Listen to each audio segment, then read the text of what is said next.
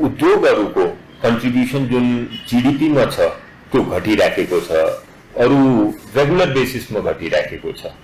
अर्को के छ कि धेरै अनइम्प्लोयमेन्टको पनि स्थिति छ, धेरैजना मान्छेहरूले बाहिर गएर पनि काम गर्नु परिराखेका छन्। त्यस्तो स्थितिमा एउटा इम्प्लोयमेन्टको पनि जरुरी छ, नम्बर 1 नेपालको इकोनोमीको लागि। दोस्रो कुरा के छ कि नेपालको अर्थतन्त्रमा लगानी पनि उत्तिकै नै जरुरी छ आजको दिनमा, किनकि अगर बाइ द वे इकोनोमीमा या हामीहरूको देशमा लगानी भएमा उनले लङ टर्ममा देशलाई इकोनोमीलाई पनि मद्दत गर्छ। एउटा त उनीहरूले पुँजी क्रिएट गर्छ, पुँजी क्रिएट गरिसकेपछि त्यसमा रेगुलर बेसिसमा इन्कम गभर्नमेन्टलाई पनि आउँछ र मान्छेहरूलाई पनि आउँछ, हामीहरूको क्यापेबिलिटी पनि डेभलप हुन्छ र रोजगारीका अवसर पनि सृजना गर्छ। सो यो सबैलाई हेरेर अरू हामीहरू उद्योगहरूको एउटा छाता संगठन भएको हुनाले पनि उद्योगलाई कसरी नेपालमा फस्टाउने भनेर एकदमै महत्त्वकांक्षी मेक इन नेपालको अभियान हामीहरूले सुरु गरेको छौँ। अभियानको बारेमा त मैले पहिले पनि धेरै कुराहरू गरिसकेको छु। हामीहरूको उद्देश्य के छ, यसमा एकदम टेन्जिबल उद्देश्यहरू लिएर हामीहरूले आएका छौँ। यसका दुईवटा पक्ष छ। एउटा पक्ष तो के छ कि प्रोडक्सनको पक्ष छ, जसमा के छ कि औद्योगिक वातावरण कसरी हामीहरूले नेपालमा सृजना गर्ने। दोस्रो पक्ष के छ कि कन्जम्सनको पक्ष छ, नेपालका उत्पादकहरूको नेपालमा र बाहिर कसरी त्यसमा अट्र्याक्सन पैदा गर्ने, त्यसको कन्जम्सन हामीहरूले कसरी बढाउने, यो दुईवटा पक्षलाई लिएर हामीहरूले अगाडि बढिराखेको छौँ। अब मेक इन नेपाल क्याम्पेनका अरू पनि हामीहरूले 34 वटा पोलिसी इन्टरभेन्सन्स आइडेन्टिफाई गरेको छौँ। यो 34 वटा पोलिसी कुन कुन ठाउँमा हामीहरूले पोलिसी रिलेटेड इश्यूजहरूलाई एड्रेस गरे भने हामीहरूको देश औद्योगिकरणतिर अगाडि बढ्न सक्छ। त्यो कुरा हामीहरूले मतलब फाइनलाइज गरिसकेको छौँ, एक नम्बर। दोस्रो नम्बर के छ कि हामीहरूले नेपालका उत्पादकहरूको लागि स्वदेशी लोगो पनि लिएर आएको छौँ। स्वदेशी लोगो हामीहरूले लन्च पनि गरिसकेका छौँ।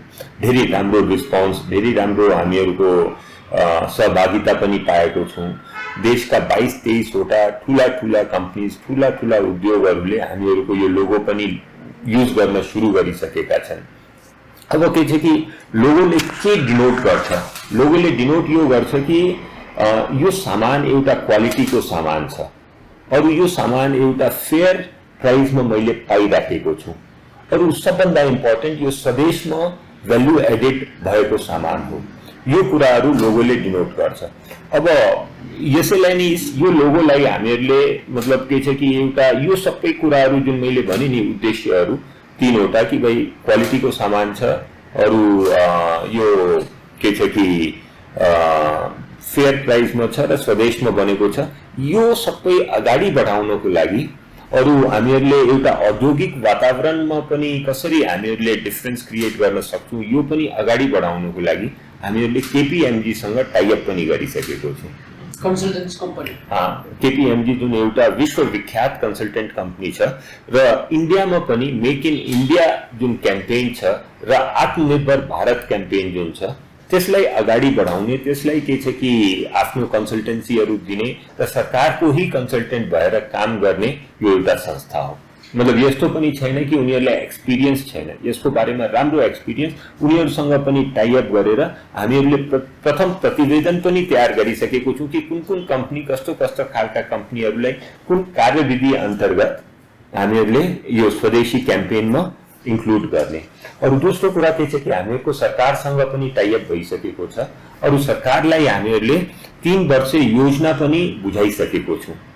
अब मतलब के छ कि लास्ट 15 डेजदेखि हामीहरूले यो जुन 3 वर्ष योजना छ त्यसमा स्वदेशीका लोगोलाई पनि अगाडि लिएर आउने र अर्को के छ कि यो 34 बुन्दामा पनि काम गर्ने, जसबाट के छ कि उद्योगहरूको वातावरण इम्प्रुभ हुन सक्छ। यो दुईवटामै अब काम अगाडि बढिसकेको छ। हामीहरूको कमिटी यो दुईवटै छुट्टा छुट्टै कमिटी राखेर हामीले काम अगाडि बढाइसकेको छौँ।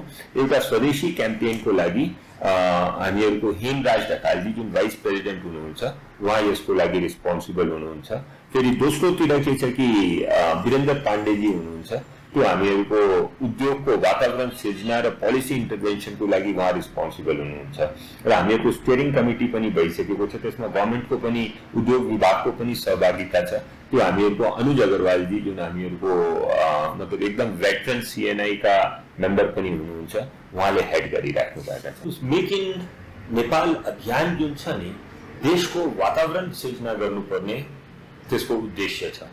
देशको औद्योगिक वातावरण सृजना गर्ने उसको उद्देश्य छ। अब यस्तो खालको अभियानमा कुन कम्पनी आउँछ कुन कम्पनी आउँदैन, यो मेक इन नेपाल अन्तर्गत आएको छ कि आफै चलेर आएको छ त्यो भन्न मिल्दैन। त्यो त के छ कि एउटा अभियान हो जसले के छ कि एउटा वातावरण बनाउने हो। अब वातावरण बनिसकेपछि आफै मान्छेहरू आउँछ। अब म मतलब के छ कि उद्योगमा के मेजर इश्यूजहरू छन्, त्यसमा 3-4 वटा जबसम्म हामीहरूले सल्भ गर्न सक्दैन नि तबसम्म अलि अगाडि बढ्न अप्ठ्यारो हुन्छ कि। एउटा त के छ आउँछ तर के छ कि त्यो लेभलमा आउँदैन जुन लेभलमा हामीहरूले मतलब एउटा आशा गरिराखेको छौँ या जुन एउटा अगाडि बढिराखेको छु जुन कुरालाई सोच लिएर त्यो कुराहरू आउँदैन कि। यो 34 वटा इन्टरभेन्सन त छँदैछ, तर के छ कि दोस्रो कुरा अरू पनि इम्पोर्टेन्ट के छ कि एउटा पोलिसीको स्टेबिलिटी हुनुपर्ने आवश्यक छ कि। कुनै पनि उद्योग लाउँदाखेरि त्यसको फिक्स्ड एसेटमा लगानी भइराखेको हुन्छ, ठुलो लगानी भइराखेको हुन्छ, ऋण लिएर पनि लगानी भइराखेका हुन्छन्। फेरि के छ कि यस्तो खालका उद्योगहरूलाई वर्किङ क्यापिटलको पनि रिक्वायरमेन्ट हुन्छ, वर्किङ क्यापिटलमा पनि ऋण लिएर पनि लगानी भइराखेका हुन्छन्। अब यो लङ टर्मको यो सर्ट टर्मको कुनै पनि प्रोसेस होइन, यो एउटा लङ टर्मसम्म चल्ने इन्डस्ट्री। अरू कुनै पनि मान्छेले इन्डस्ट्रीमा लगानी गर्दाखेरि यो सोचेर लगानी गर्छ कि भाइ मैले यो जुन छ आज लगानी गरिराखेको छु, मैले 10 वर्ष 15 वर्षसम्म 20 वर्षसम्म मैले यसबाट प्रतिफल पाइराखेको हुन्छु। यस्तोमा जरुरी छ कि एउटा पोलिसीको स्टेबिलिटी हुनुपर्ने एकदम ही आवश्यकता छ। पोलिसीको स्टेबिलिटी भएन भने मतलब कसैले पनि लगानी गर्नमा जुन छ नि आँट आउँदैन। गभर्मेन्टले यो तरिकाले क्लियरली आउनु पर्छ कि भाइ म यो जुन पोलिसी छ यो म स्टेबल राख्छु at least for a period of 5 years के। या कुनै पनि नयाँ चेन्जेसहरू गर्दाखेरि गभर्मेन्टले यो पहिल्यै भन्नुपर्छ कि भाइ यो म चेन्जेस गर्न लागेको छु, यसको टाइम फ्रेम यो छ और यो देशको लागि राम्रो छ। त्यो गरिदिएमा एउटा उद्योगीले पनि आफ्नो माइन्ड मेकअप गरेर आफूले केही ब्याकवर्ड इन्टिग्रेसन गर्नुपर्ने हो, फरवर्ड इन्टिग्रेसन गर्नुपर्ने हो, या आफ्नो प्रोडक्टलाई सुधार गर्नुपर्ने हो, या आफ्नो प्रोडक्टलाई मतलब के छ कि चेन्ज गर्नुपर्ने हो, त्यो सबै गर्न सकिन्छ कि। तर के छ कि अगर अपोजिट चेन्ज भइदियो भने यो बडा मतलब के छ कि एउटा मतलब के छ कि it is a matter of life and death for a industrialist, let me tell you. मतलब उसले तो सबै आफ्नो पैसा त्यो उद्योगमा लगानी गरिसकेको हुन्छ नि। हाउसेसहरू पनि होला तर हाउसेसहरूले लिमिटेड तरिकाले मतलब लिमिटेड हाउसेसहरू छन्, लिमिटेड उद्योगहरू गर्न सकिन्छ। It is general public who are putting their complete money into that particular industry के। सो मैले यसैमा भन्न खोजेँ अब के छ कि गभर्मेन्टले एउटा अरू तरिकाले सोच्नुपर्छ कि भाइ we have to go by sector wise के। आज के छ कि गार्मेन्ट्सको के निड छ, आजको दिनमा टेक्सटाइलको के निड छ, स्टिलको के निड छ, फेरि के छ कि सिमेन्टको के आजको दिनमा रिक्वायरमेन्ट छ। यो जबसम्म हामीहरूले यो सेक्टर वाइज सोचेर सेक्टर वाइज पोलिसी बनाएन, सिम्पल एउटा पोलिसीले सबैलाई कभर गर्न सक्दैन। मतलब it has to be sector wise and the vision has to go sector basis के। त्यो हिसाबले हामीहरूले काम गर्नुपर्छ। और त्यसको लागि एकदम आवश्यक के छ कि प्राइभेट संस्थाहरू जुन छन् उनीहरूसँग मिलेर यो सेक्टोरल बेसिसमा विजन क्रिएट गरेर नेक्स्ट 10 इयर्समा टेक्सटाइलमा के गर्ने हो, कसरी टेक्सटाइललाई नेपालमा फस्टाउने हो, उनीहरूलाई के सुविधा दिनुपर्ने हो, र त्यो तरिकाले जबसम्म सोचेन भने उद्योगको विकास हुन अलि गाह्रो छ। मलाई जस्तो लाग्छ धेरै ठाउँमा हामीहरूले यो कुराहरू उठाइराखेको छौँ, उठाएको पनि छौँ, आश्वासन पनि पाएको छौँ, तर कहीँ हामीहरूको यो इम्प्लिमेन्ट हुन पाएको छैन जस्तो मलाई लाग्छ। तर मेन यहाँ इस्यु के छ कि यो कोअर्डिनेसनको सबभन्दा ठुलो इस्युज छ कि डिफ्रेन्ट मन्त्रालयहरूमा आजको दिनमा मतलब धेरै जस्ता कुराहरू जुन छ नि त्यो हामीहरूको फिस्कल पोलिसीबाट आउँछ हैन। मेरो यो भनाइ छ कि फिस्कल पोलिसी हामीहरूको फ्रेम गर्दाखेरि मन्त्रालयहरूको समन्वय एकदमै आवश्यक छ। जसरी म उद्योगको केसहरू म दिन चाहन्छु कि उद्योगको भिजन जुन छ नि, उद्योगको बारेमा कस्तो खालको उद्योगका पोलिसीहरू हुनु पर्यो, कुन सेक्टर कुन के अप्ठ्यारोमा परिराखेका छन्, त्यो सेक्टरलाई डेभलप गर्नको लागि के पोलिसी हुनु पर्यो, उनीहरूलाई कस्तो खालको सुविधा दिनु पर्यो, उनीहरूलाई कस्तो खालको प्रोटेक्सन दिनु पर्यो, यो सबै उद्योग विभागमा पुरा भइराखेका हुन्छन्। त्यहाँ फिस्कल पोलिसी आउँछ हामीहरूको अर्थ मन्त्रालयबाट। अब त्यसमा जबसम्म समन्वय हुँदैन नि, त्यो के छ कि कुनै न त कुनैलाई इम्प्याक्ट परिराखेको हुन्छ कि, त्यो मतलब के छ कि एउटा भिजन हुनु पर्यो रेस्पेक्टिभ मन्त्रालयको, त्यो भिजनको बेसिसमा यहाँ पनि काम हुनु पर्यो अर्थ मन्त्रालयमा। त्यो एउटा जब मतलब के छ कि समन्वय हुन्छ, राम्रो कोअर्डिनेसन हुन्छ र आफ्नो अलाइनमेन्ट हुन्छ, मलाई लाग्छ कि यस्ता प्रब्लमहरू आउँदैन कि। That is the biggest issue now, late me tell you.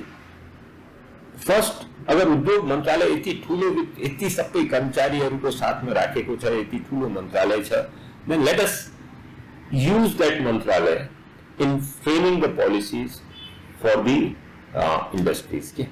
And take their suggestions on whatever changes you are going to make. Action may be right, okay? कि हामीहरूले ब्याकवर्ड इन्टिग्रेसन गर्नुपर्छ, ब्याकवर्ड इन्टिग्रेसनको लागि सबैलाई प्रोत्साहन दिनुपर्छ, त्यसमा हामीहरूको केही आपत्ति छैन। तर दुई तीनवटा प्रिन्सिपल कुरा के, एक नम्बर के छ कि हामीहरूले क्लियर तरिकाले सीएनआईले पनि यसमा स्ट्यान्ड लिएको छ। एक नम्बर मैले के भन्न खोजेँ कि भाइ हरेक सेक्टरको, जसरी स्टिल इन्डस्ट्रिज एउटा सेक्टर भयो, अब त्यसको लागि हामीहरूले एउटा लङ टर्म भिजन हुनु पर्यो कि नेक्स्ट 5 इयर्स तपाईले के प्लानिङ गर्नुहुन्छ। आजको दिनमा 30 वटा उद्योग छ, आजको दिनमा यो पर्टिकुलर डिसिजनबाट करिब 24 वटा उद्योग इफेक्टेड छन्। मैले भन्न खोजेँ कि 24 वटा किन नहोस्, यो हामीहरूको 5 वटै किन नहोस्, 24 वटाले forget about 24, even if 5 industries are getting impacted, तब पनि हामीहरूले मतलब के छ कि केही न केही गल्ती गरेको छु त्यो मान्नु पर्छ कि। एउटा त के छ कि हामीहरूले जुन स्टेक होल्डर्सहरूसँग पहिले सल्लाह गर्नुपर्छ। सल्लाह नगरिकन यस्तो खालको नियमहरू लिएर आयो भने त्यो के छ कि त्यो जुन लगानी गरेका मान्छेहरू छन्, उद्योगीहरू छन्, जसले के छ कि लोनबाट पनि काम गरिराखेका छन्, उनीहरूको त्यो लोन डुब्ने भयो, उनीहरू त्यो सडकमा आउने भए। तो that is something which is not right. के छ कि आजको दिनमा यसले के छ कि पूरा उद्योगहरूको लागि एउटा गलत एक्जाम्पल सेटअप गर्छ। तो उनीहरूसँग समन्वय गरेर उनीहरूलाई कुरा गरेर यस्तो खालको पोलिसी लाउने राम्रो कुरा हो, एक नम्बर। दोस्रो नम्बर के छ कि टाइम फ्रेम तो दिनुस् नि। आज के छ कि कसैले पनि ब्याकवर्ड इन्टिग्रेसनको अगेन्स्टमा होइन, उनीहरूले के छ कि कसैसँग अगर लगानी न पनि भएमा पार्टनरशिपबाट पनि गर्नको लागि तयार छन्, but give them some time, have a clear vision for next 5 years. त्यही मैले भन्न खोजेको छु कि भाइ हामीहरूको पोलिसीको स्टेबिलिटी हुनुपर्ने आवश्यक छ कि बिलेटलाई तयारी वस्तु भन्न मिल्दैन। अहिलेसम्मको मतलब के छ कि कसको लागि तयारी वस्तु तपाईले अगर बाहिर बजारमा किन गएर बिलेट पाउनुहुन्छ भने तपाईले उसलाई तयारी वस्तु भन्न सक्नुहुन्छ। यसलाई तपाईले बढी गरेर भन्न सक्नुहुन्छ, त्यो इन्टरमिडिएट प्रोडक्ट भन्न सक्नुहुन्छ, हैन। तयारी वस्तु त यस्तो हो जुन बजारमा पाइराखेको छ, जो ग्राहकले त्यहाँ गएर किन्छ। त्यो त के चाहिँ कच्चा पदार्थको लागि युज हुन्छ नि, सर्टेन इन्डस्ट्रिजको लागि। सर्टेन इन्डस्ट्रिजको लागि त्यो हामीहरूको जुन बिलेटहरू भइहाल्यो त्यो मतलब कच्चा पदार्थ पनि हो। कसैले आफ्नो ब्याकवर्ड इन्टिग्रेसन गरेर बिलेटबाट पनि मतलब के चाहिँ बिलेट पनि बनाइराखेको छ। सो मैले त्यही भन्न खोजेँ कि एउटा क्लियर विजन हुनुपर्ने आवश्यकता छ कि भाई how you are going to grow this industry, how you are going to मतलब एन्श्योर कि भाई backward integration is being done. And त्यसको लागि के छ कि उद्योगीहरूलाई क्लियर तरिकाले पहिल्यै भनेर कि भाई हामीहरूको यो पोलिसी छ कि यसमा हामीहरूले बैकवर्ड इंटीग्रेसनलाई प्रोत्साहन गर्छौं। कसैले अरू लगानी गरेर स्पन्ज आयरनबाट पनि सुरु गर्यो भने प्रोत्साहन गर्छौं, त्यो भनेर त्यसमा टाइम दिदिएमा त के आपत्ति छ? के आपत्ति छ? औद्योगिकरणलाई मद्दत गर्छ नि, स्टेक होल्डरलाई पनि विरोध आउँदैन नि। So that should be the way of working in industries के मतलब डाइरेक्टली अगर बाइ द वे कुनै पनि नियमहरू लिएर आइदियो भने मतलब you don't even come to know कि भाइ who all are the people who are getting impacted. तर जब छलफल हुन्छ, कुराकानी हुन्छ, then you come to know अरे यिनीहरू पनि यस्तो खालको इम्प्याक्ट भइराखेका छन्। Then it becomes a conversion process to change anything के एकपल्ट आइसकेपछि मतलब सबैको सुनवाई पनि हुँदैन नि। आश्विन महिनामा हामीहरूको इम्पोर्ट कति बढेको छ, त्यसको आफै इम्पोर्ट बढेको छ त्यो एउटा कारण छ, तर प्राइस पनि अर्को कारण छ कि त्यो प्राइस ओभरअल मतलब हाई भएको हुनाले मतलब कच्चा पदार्थहरूमा या स्पेशली दोज मेन जुन छ नि जसरी कोइलाको कुरा गर्नुभयो, स्टिलको कुरा गर्नुभयो, सबै कुराहरूमा यति प्राइस बढ्न गएको छ त्यसले त ओभरअल इकोनोमीलाई नै फरक पार्छ, सबैको डिमान्डमा इम्प्याक्ट गर्छ, क्रय शक्तिमा इम्प्याक्ट गर्छ, यसलाई के छ कि इन्फ्लेसनलाई इम्प्याक्ट गर्छ, हरेक कुराहरूमा इम्प्याक्ट गर्छ, यसले तपाईको ब्यालेन्स अफ पेमेन्टमा इम्प्याक्ट गर्छ। मतलब यो बडा दुर्भाग्यको कुरा हो कि यस्तो बेलामा कोभिडको बेलामा पनि सबैको प्राइसेसहरू बढिराखेका छन्, बट मेबी एउटा अरू पनि के साइन छ कि इकोनोमी पनि वर्ल्ड इकोनोमी पनि रिबाउन्ड गरिराखेको छ कि त्यो पनि कारणले गर्दा हुन सक्छ।